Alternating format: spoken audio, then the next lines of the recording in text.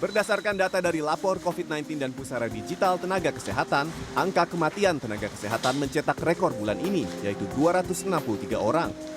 Pertanggal 23 Juli, jumlahnya bertambah 3 kali lipat dibanding pada awal tahun 2021. Sehingga total sudah 1.072 tenaga kesehatan yang meninggal akibat terpapar COVID-19. Terdiri dari 591 dokter dan 481 perawat. Ini menjadi masalah serius saat tenaga kesehatan belum cukup untuk memenuhi kebutuhan nasional. Dari data Kementerian Kesehatan, distribusi tenaga medis nasional memang belum merata dan mayoritas masih terpusat di kota-kota besar di Pulau Jawa. Di DKI Jakarta ada kurang lebih 17.000 dokter untuk 10 juta penduduk, sehingga rata-rata seorang dokter melayani 620 orang. Sementara, rasio jumlah dokter per penduduk di provinsi lainnya seperti Sulawesi Tenggara adalah 1:2.520, di Kalimantan Barat 1:3.550, sampai terendah di Papua Barat, yaitu 1 dokter setiap 7.000 orang. Ketimpangan jumlah ini menggambarkan kesulitan yang dialami tenaga kesehatan di daerah tersebut saat harus menangani ledakan kasus dalam pandemi.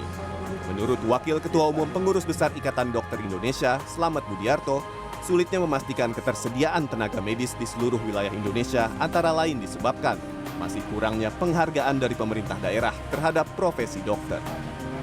Insentif yang belum layak bagi dokter yang bertugas di daerah menyebabkan hanya sedikit yang bersedia ditempatkan di daerah. Misalnya nih, dia ditempatkan di daerah timur sana, tidak ada rumah dinas, misalnya solarinya kurang, terus kesejahteraan lain kurang, karirnya kurang, dan lain-lain. Itu yang menyebabkan mengumpul di kota-kota besar. Gitu. Dan itu terjadi juga di negara-negara lain, ini manusiawi. Cuma di negara lain itu memberikan insentif yang sangat besar bagi tenaga kesehatan yang ada di daerah-daerah. Nah, sedangkan kita kan enggak. Kasus positif yang tinggi selama gelombang kedua COVID-19 ini berdampak pada kondisi tenaga kesehatan yang tersebar di rumah sakit rujukan. Meningkatnya beban kerja karena banyaknya jumlah pasien yang harus dilayani, serta bertambahnya tenaga kesehatan yang terpapar, memberikan tekanan besar kepada dokter dan perawat yang bertugas. Selain misalnya melayani pasien COVID yang secara memang butuh penanganan yaitu di IGD, kan saya utamanya kerjanya di IGD.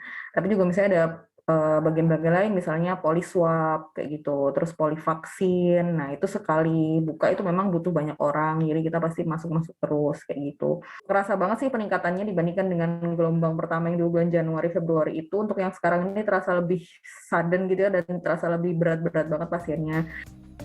Permintaan akan tenaga kesehatan baik dokter maupun perawat pun semakin meningkat.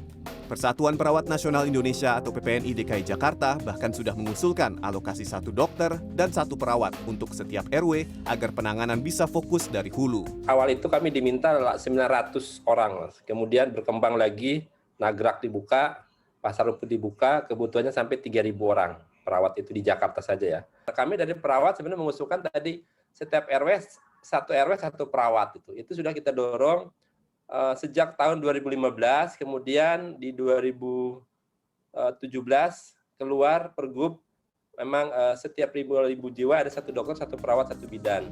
Hasil penelitian Badan Kesehatan Dunia atau WHO tahun 2010 sampai 2017, Indonesia memiliki jumlah dokter terendah kedua di Asia Tenggara. Rasio dokter nasional Indonesia adalah 0,4, artinya 4 dokter untuk melayani 10.000 orang. Jauh dibandingkan Singapura dengan rasio 2,3 atau 2 dokter per 1.000 orang. Sementara rasio perawat Indonesia juga rendah pada angka 2,1, yaitu 2 perawat setiap 1.000 penduduk di Indonesia. Menjadi catatan penting bagi pemerintah untuk memastikan masyarakat di penjuru Nusantara bisa mendapat akses layanan kesehatan yang memadai, terutama di saat situasi pandemi COVID-19 belum terkendali. Tim Liputan CNN Indonesia, Jakarta.